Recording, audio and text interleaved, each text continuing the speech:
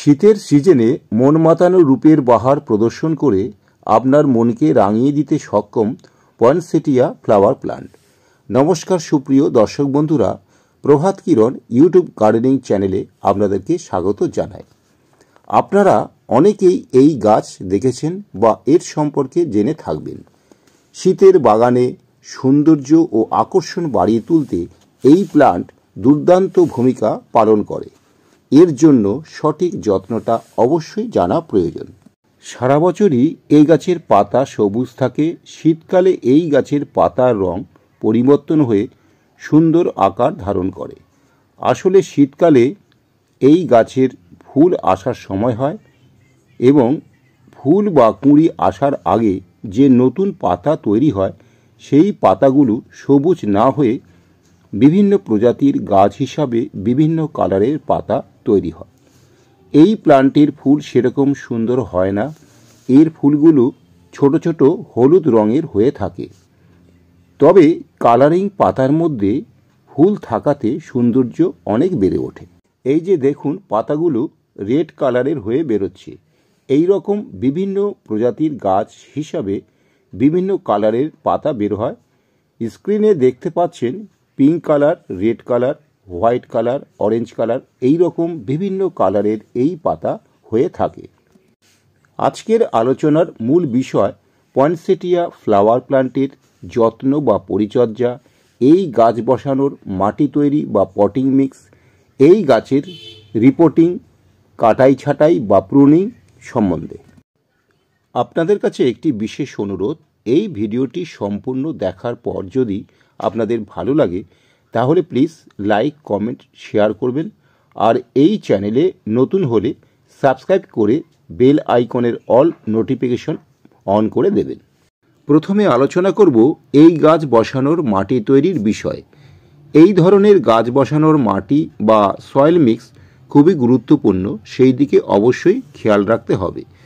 যেহেতু এই ধরনের গাছ বেশি জল সহ্য করতে পারে না, আবার একদম জল ছাড়া প্রাণের অস্তিত্ব থাকে না, সেই জন্য মাটিতে হালকা ভেজাভাব বা ময়েশ্চার বজায় রাখতে হবে। সুতরাং সেই হিসাবে মাটি তৈরি করতে হবে।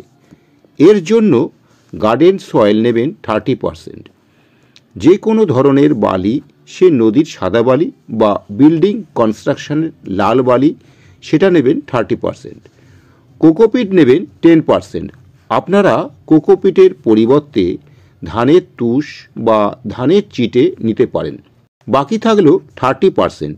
এই 30%-এর মধ্যে 1 মুঠো নিমখোল ও 1 মুঠো হাড়ের গুঁড়ো বা হাড়ের গুঁড়োর পরিবর্তে ডিমের খোসার গুঁড়ো নিতে পারেন। এবার বাকি যতটুকু থাকবে সেটা যে কোনো ধরনের কম্পোস্ট সার, সেটা ভার্মি কম্পোস্ট বা পাতা পচা সার বা গোবর সার নিতে পারেন।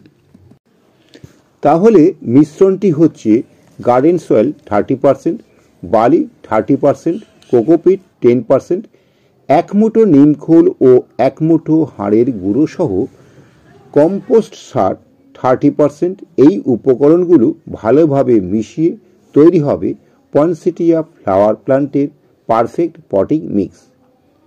এবার এই তৈরি মাটিতে পয়েনসেটিয়া গাছ বসানোর বা রিপোর্টিং করার নিয়মটা অবশ্যই জেনে রাখা দরকার। এর জন্য ওয়েল ড্রেনেজ সিস্টেমের টব বা পাত্র নেবেন, যাতে ছিদ্র দিয়ে প্রয়োজনের অতিরিক্ত জল বেরিয়ে যেতে পারে। এবার টবের ছিদ্রের উপর খোলামকুচি বা টব ভাঙার টুকরো উল্টো করে, অর্থাৎ খোলামকুচির উঁচু দিকটা টবের ছিদ্রের উপর বসিয়ে দিতে হবে। এবার খোলামকুচি যাতে সরে না যায় সেই দিকে খেয়াল রেখে বালি দিয়ে খোলামকুচি ঢেকে দিয়ে অল্প চেপে দিতে হবে। এইভাবে বালি দেবার কারণ যাতে টবে জল দেবার সময় মাটি নরম হয়ে ছিদ্র বন্ধ না হয়ে যায়।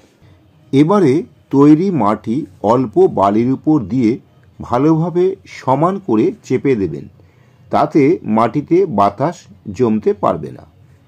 মাটি এমন হিসাবে দিতে হবে গাছ বসানোর পর গাছের গোড়া যেন টবের উপর থেকে প্রায় 1 ইঞ্চি নিচে থাকে, তাহলে পরবর্তীকালে টবে খাবার দিতে বা জল দিতে কোনো রকম সমস্যা হবে না। এবারে প্রশ্ন থাকতে পারে, কোন ধরনের টবে এই গাছ বসাবেন? গাছটি যদি 4 ইঞ্চি টবে থাকে তবে তাকে 6 ইঞ্চি টবে বসাবেন, আর যদি 6 ইঞ্চি টবে থাকে তবে তাকে 8 ইঞ্চি টবে বসাবেন। এই রকম হিসাবে সর্বমোট 10 ইঞ্চি টব পর্যন্ত ব্যবহার করবেন। এর বেশি বড় টব দেবার কোনো প্রয়োজন হবে না। এবারে আসি, এই প্ল্যান্ট আপনার বাগানের কোন পজিশনে রাখবেন। এই প্ল্যান্ট ডাইরেক্ট সানলাইটে একদম রাখবেন না, তবে সকালের দিকে 2 থেকে 3 ঘন্টা সানলাইট এর জন্য খুবই ভালো। তারপরের একটু বেলার দিকে চড়া সানলাইট এর জন্য একদম ঠিক নয়। এইভাবে এই প্ল্যান্টকে রাখতে পারলে খুব দ্রুত এই প্ল্যান্ট গ্রো হবে এবং তার সাথে এর পাতার কালারের সৌন্দর্য অনেক বেড়ে যাবে। এর জন্য আপনারা এই প্ল্যান্টকে এমন জায়গায় রাখুন যাতে সকালের রোদটুকু পায় কিন্তু বেলার রোদটুকু যাতে না পায়। এবারে আসি, এই প্ল্যান্টকে কিভাবে জল দেবেন। প্রথমে টবে যখন বসাবেন বা রিপোর্টিং করবেন তখন ভরপুর জল দেবেন, তারপর মাটি বেশ খানিকটা শুকিয়ে গেলে তবেই জল দেবেন। শুধু খেয়াল রাখবেন টবের মাটিতে স্যাঁতস্যাঁতে ভাব যাতে বজায় থাকে।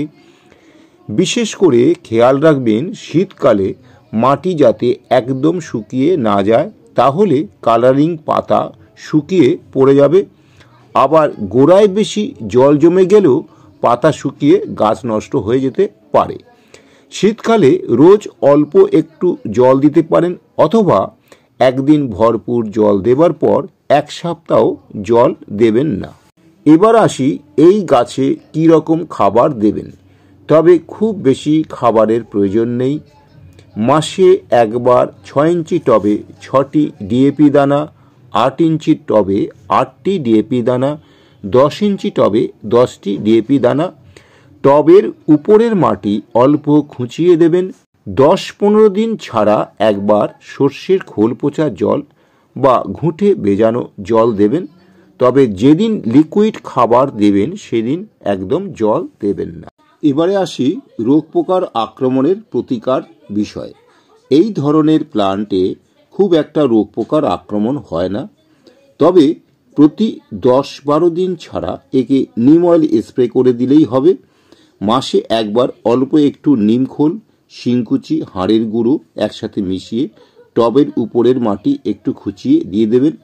যদি সেরকম কোনো সমস্যা দেখেন কাকা স্প্রে করে দেবেন। এবারে আলোচনা করব কাটাই ছাঁটাই বা প্রুনিংয়ের বিষয়। শীতের শেষে যখন কালারিং পাতা নষ্ট হয়ে যাবে তখন এই প্ল্যান্টের ডাল কেটে নিজের মতো করে সুন্দর শেপ করে দেবেন। এই সময় প্রয়োজন হলে এই প্ল্যান্টকে রিপটিং করতে পারেন, অথবা বর্ষায় রিপটিং করতে পারেন। বন্ধুরা, ভিডিওটি এখানেই শেষ করলাম। আপনাদেরকে অনেক অনেক ধন্যবাদ। ভালো থাকবেন।